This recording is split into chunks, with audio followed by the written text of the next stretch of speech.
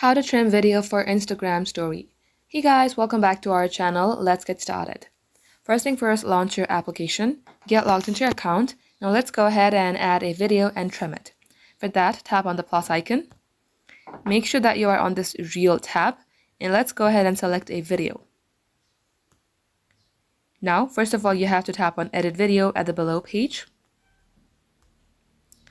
And simply trim your video however you would like. You can also use a split button. If you don't like this part of the video, delete it.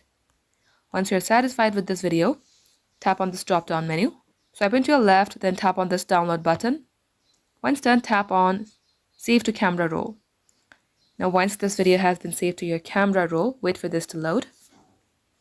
Once it is so, start over, go back, tap on your story, and simply select the video that you just edited.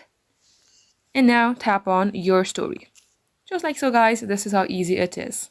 Thank you all for watching. We will catch you up in our next upload.